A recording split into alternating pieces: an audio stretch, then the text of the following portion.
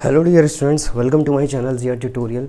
इस वीडियो में हम बात करेंगे एक्सरसाइज 8.2 के क्वेश्चन नंबर 2 की, जिसमें लगभग क्या 4 ही पार्ट्स हैं। इसको हमें सॉल्व करना है और अगर आप आ ही गए हैं और समझना है और आप समझना चाहते हैं तो वाकई में मैं यकीन दिलाता हूँ आपको ये समझ जाएंगे क्वेश्चंस।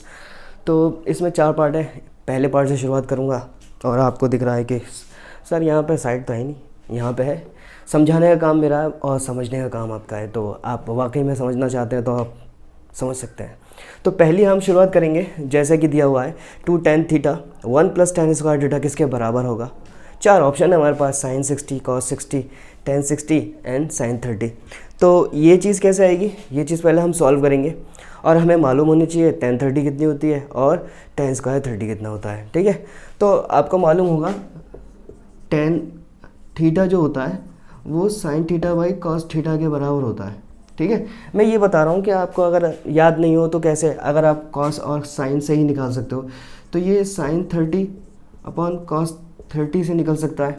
ठीक है, हमें मालूम है sin 30 जो होता है 1/2 होता है और cos 30 जो होता है वो होता है √3/2। देखिए 2 से 2 कैंसिल आउट हो जाएगा तो बचेगा क्या, 1/√3। यानी sin 30 tan 30 की जो वैल्यू होती है वो होती है 1/√3।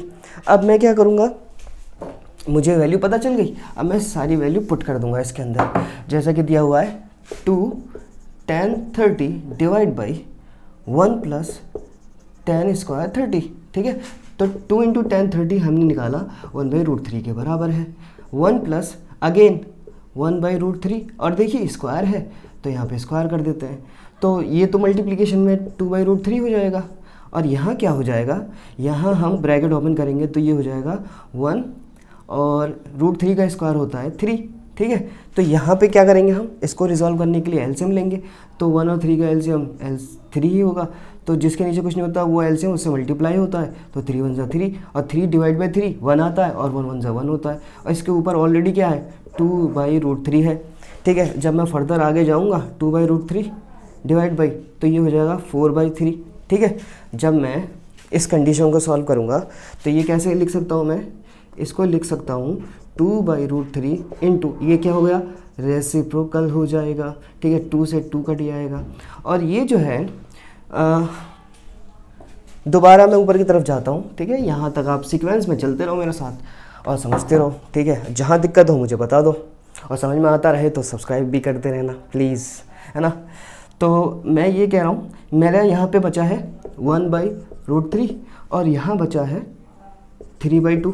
तो एक बात बताता हूँ कि 3 को हम जो है √3 × √3 लिख सकते हैं कि नहीं, बिल्कुल लिख सकते हैं। तो मैं क्या करूँगा, इस 3 को तो 1/√3 इक्वल टू इस √3 को मैंने 3 को √3 × √3 लिख दिया। नीचे तो 2 बचा हुआ है तो ये देखो ये √3 इससे कैंसिल आउट हो जाएगा तो बचेगा का, ये बचेगा √3/2। और हमें पता है √3/2 किसके बराबर होता है, अगर टेबल याद हो। ठीक है, तो sin 60 जो है वो √3 के बराबर होता है और cos 30 जो है वो √3/2 के बराबर होता है। अब यहाँ ऑप्शन में से अगर हम देखेंगे तो cos 30 तो है नहीं, sin 60 है, तो इसका आंसर क्या हो जाएगा, sin 60 हो जाएगा इसका आंसर। ठीक है, अब हम दूसरा सवाल करेंगे। ठीक है, दूसरा पार्ट इसी का दूसरा पार्ट कर लेते हैं, इसको मैं रब कर देता हूँ। आई होप आपको समझ में आ गया होगा। ठीक है, अब दूसरा पार्ट देखिए क्या है, दूसरा पार्ट है 1 - tan square 45 upon 1 + tan square 45। ठीक है, तो इसको मैं ये तो मैं कर चुका हूँ तो इसका जवाब आप समझ गए होंगे, नहीं तो आप रिवाइंड करके भी देख सकते हैं। तो ये तो बहुत अच्छा ऑप्शन दिया हुआ है यूट्यूब के अंदर। तो देखिए tan 45 जो होता है इसी तरीके से हम निकाल लेंगे, tan 45 = sin 45 अपॉन cos 45। ठीक है, वहाँ से निकाल लेंगे। तो मुझे पता है कि tan 45 जो होता है वो 1 के बराबर होता है, तो 1 - tan 45 मतलब 1 का स्क्वायर। ठीक है, 1 प्लस और यहाँ पे क्या आ जाएगा tan का स्क्वायर। तो देखिए 1 - 1 क्योंकि 1 का स्क्वायर 1 होता है और नीचे हो जाएगा 1 + 1 = 0/2 और 0/2 0 के साथ कोई भी पंगा लेगा तो 0 ही होगा। ठीक है, और अब देखते हैं कि इसमें ऑप्शन में क्या है। तो 0 पहले से दिया हुआ है तो ये तो बड़ा आसान सा था हलवा, है ना। तो इसका आ गया जवाब 0, ऑप्शन डी। तो इसको भी मैं रब कर देता हूँ। अब हम देखेंगे हमारा sin 2a जो कि है 2 sin a। ठीक है, इसको हम कैसे सॉल्व करेंगे, ये कह रहे हैं ये ट्रू तब होगा जब a की वैल्यू या तो 0 होनी चाहिए, 30 होनी चाहिए, 45 होनी चाहिए, 60 होनी चाहिए। तो हम क्या करेंगे, एक एक करके ऑप्शन को इसके अंदर पुट करके देखेंगे और जिस पर ये इक्वल हो जाएगा वही हमारा जवाब होगा। तो मैं ऑप्शन ए ले लेता हूँ, सपोज़ करता हूँ a की वैल्यू 0 और इसके अंदर डाल देता हूँ। तो sin 2a, a मतलब 0 इक्वल टू 2 sin a, और a का वैल्यू क्या है यहाँ पर 0 है। तो देखिए 2 इंटू 0 साइन 0 हो जाएगा और 2 sin 0, हमें पता है sin 0 की वैल्यू जो होती है sin 0 होता है 0, और यहाँ पर sin 0 0 हो जाएगा और 2 को 0 से मल्टीप्लाई करूँगा तो यहाँ पे क्या है, बोथ साइड इक्वल हो रही है जब a की वैल्यू हमारी 0 है। ठीक है, अब मैं बाकी पार्ट भी देखूँगा चेक करके। तो यहाँ तो हमारा कंफर्म हो रहा है कि यहाँ 0 पे वैल्यू हमारी सेटिस्फाई हो रही है। ठीक है, अब मैं इसके अलावा a की वैल्यू अब 30 लेके देखता हूँ और यहाँ पे पुट करूँगा। तो sin 2 into 30 equal to 2 sin 30। ठीक है, तो ये तो हो जाएगा sin 60 और 2 इंटू sin 30। sin 60 वैल्यू अगर देखोगे तो ये होती है √3/2 के बराबर, और sin 30 की वैल्यू होती है 1/2 के बराबर। तो यहाँ से 2 कैंसिल आउट हो जाएगा और √3/2 इक्वल टू 1। तो क्या ये बराबर है, ये तो बराबर हो ही नहीं सकते। ठीक है, अब मैं क्या करूँगा, 45 लेकर देखूँगा। ठीक है, अब a की वैल्यू मैं सपोज कर लेता हूँ 45 और यहाँ पुट करके देखूँगा। तो sin 2 इंटू 45 मतलब 2a, तो 2 इंटू 45 हो जाएगा और 2 इंटू साइन 45। ठीक है, तो 45 टू ये होता है sin 90 और ये हो जाएगा, हमें पता है sin 45 की वैल्यू जो होती है वो 1/√2 होती है। ठीक है, तो और sin 90 जो होता है वो 1 होता है। तो यहाँ से 2/√2 बराबर हो ही नहीं सकता। अगर 2/2 होता तो 1 हो जाता, मगर यहाँ तो 2/√2 है तो 1 के बराबर ये बिल्कुल नहीं हो पाएंगे। ठीक है, अब मैं लास्ट वाला पार्ट देखूँगा।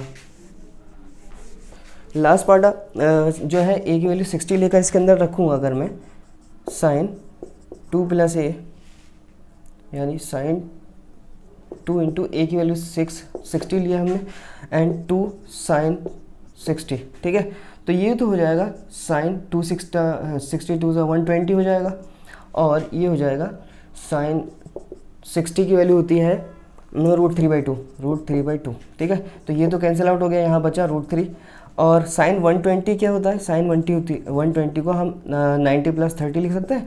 तो sin याद रखना sin 90 + थीटा जो होता है वो sin थीटा ही होता है। ठीक है, क्या होता है, sin 90 + थीटा cos थीटा होता है। ठीक है, ये थोड़ा सा आगे की चीज़ है, हमारा 10th में तो ये दिया हुआ नहीं है sin 90 + थीटा होता है, पर आप याद रख लो कि sin 90 + थीटा cos थीटा होता है। तो इसको मैं देखो, थीटा क्या है हमारा 30 है, तो यहाँ पे क्या हो जाएगा cos 30 हो जाएगा जो कि √3 के बराबर है। अगर आप टेबल में देखोगे cos 30 वैल्यू जो होती है वो √3/2 होती है जो कि √3 के बराबर बिल्कुल नहीं हो सकता। तो यहाँ से सिर्फ और सिर्फ एक ही वैल्यू हमारी सेटिस्फाई होती है, वो है 0, जो हमने सबसे पहले करके देखा था। ठीक है, अब हमारा बचता है लास्ट पार्ट। ठीक है, तो लास्ट पार्ट को भी हम सॉल्व कर लेते हैं, इसको मैं डिलीट कर देता हूँ। ठीक है, फाइनली अब मैं आता हूँ, मैंने शुरू में लिखा था tan 30 जो होता है वो 1/√3 के बराबर होता है। तो ये वैल्यू मैं इसके अंदर पुट करूँगा। 2 इंटू tan 30 क्या होता है 1/√3 divide by 1 minus tan square theta, तो 1 माइनस, तो tan स्क्वायर है तो 1/√3 होती है, tan 30 की वैल्यू स्क्वायर कर दूंगा मैं, तो ये तो हो जाएगा 2/√3 और यहाँ हो जाएगा 1, ब्रैकेट ओपन होगा तो 1 का स्क्वायर 1 और √3 पे स्क्वायर होगा तो सिर्फ 3 आएगा।